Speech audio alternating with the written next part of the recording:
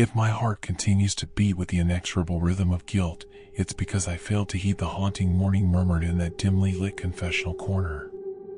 The last confession I heard was far from a mere penitent seeking absolution. It was a siren song steeped in dread that beckoned me toward a shadowed realm where the very fabric of my faith trembled, and the line separating salvation from complicity grew perilously thin.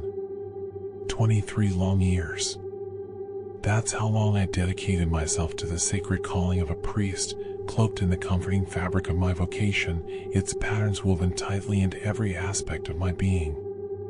Each confession I sat through felt akin to listening to the heavens parting as sinners unveiled their burdens, their penitential tales pouring forth like torrential rain, promising redemption and the possibility of renewal. I had come to believe I had witnessed every shade of human frailty, rage, avarice, treachery, but then Father Michael walked into my life. Just 3 days prior to his disappearance.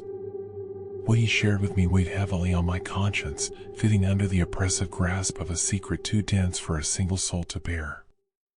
You see, confessions are sacred. They embody a promise of confidentiality, a moment steeped in vulnerability.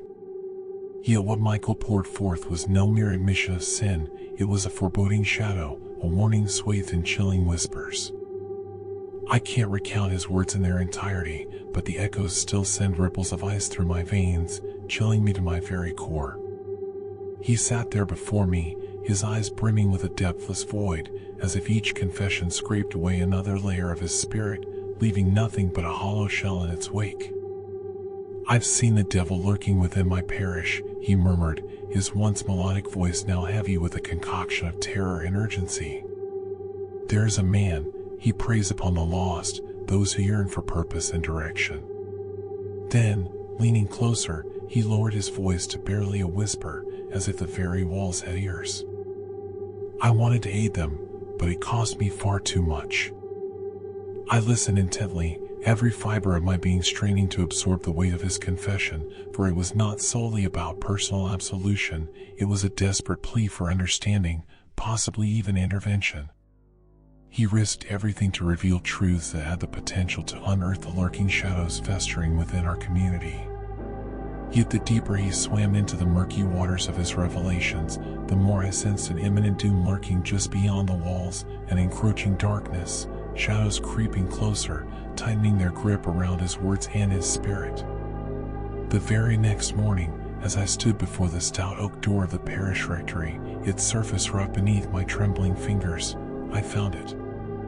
There, hanging in the air like a portentous omen, rested an envelope, unmarked yet heavy with an oppressive weight, much like a stone that disrupts the surface of still waters. A sharp breath caught in my chest as I pried it open. Inside lay photographs, vague, haunting images of faces I barely recognized.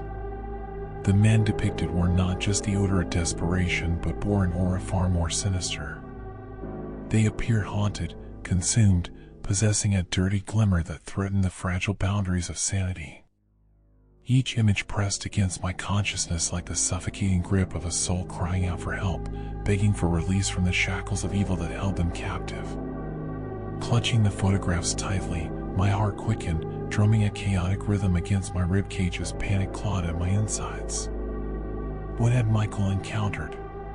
What twisted fate awaited those entrapped in the predator's clutches? A deep sense of complicity settled in the darkest corners of my mind, the weight of his burden coiling tightly around my throat, constricting as I wrestled with the moral quagmire of secrecy that should have remained sacred. My spirit quaked beneath the weight of my priestly promises. The vows I had sworn to uphold like a golden shield now felt heavy, tarnished by the reality of the suffering around me. By noon, the archdiocese dismissed the photographs as inconclusive, reducing what felt like an undeniable truth into mere figments of my disquieted heart. Overwhelming whispers persisted, urging me to comply, to bury the fear beneath layers of denial, just as I had with countless sins over the years. But when I scrutinized those images, I saw something far more insidious beyond their blurry edges and shadowed gazes. I peered into the abyss, my own complicity glaring back at me through the darkness. Days morphed into interminable, sleepless nights as I waited for updates, for anything that might assure me that Michael had not simply vanished into thin air, snatched away by the very forces he had described. The police infiltrated the parish, their voices merging into a cacophonous blend of doubts and questions that echoed endlessly within my mind. No one cared to grasp the depth of a priest's concerns. No one understood that the weight of a confession could twist the ethics I held dear. The seal was sacred, yes, but I had begun to contemplate a different morality altogether, the safety of the innocent far above the sanctity of silence and secrecy. Then the day arrived when the call echoed through the air, compelling me to shatter my vows. I will never forget standing before the altar, my knees trembling and my hands shaking, the weight of an unimaginable decision pressing down upon me like an insidious leaden fog.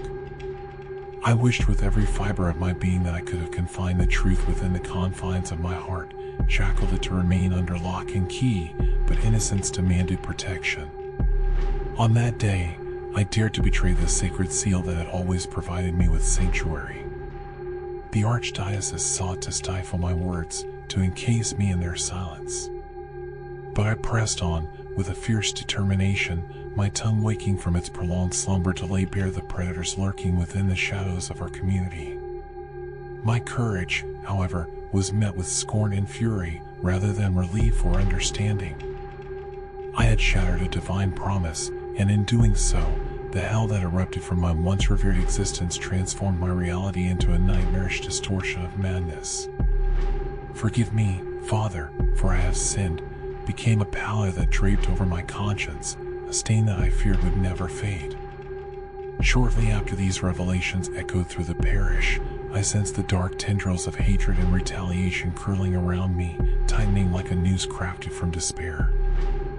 I often envisioned Michael's face during those final moments, the despair carved deep into his features, a haunting portrait of the cost of his truths. His warning had now become my unbearable burden, severed from divine grace as I found myself not a protector, but the hunted, cloaked in the sacred. Now, every morning, I checked my door with tremors coursing through my very bones. Perhaps it was naive to believe my actions could save even one person from the abyss.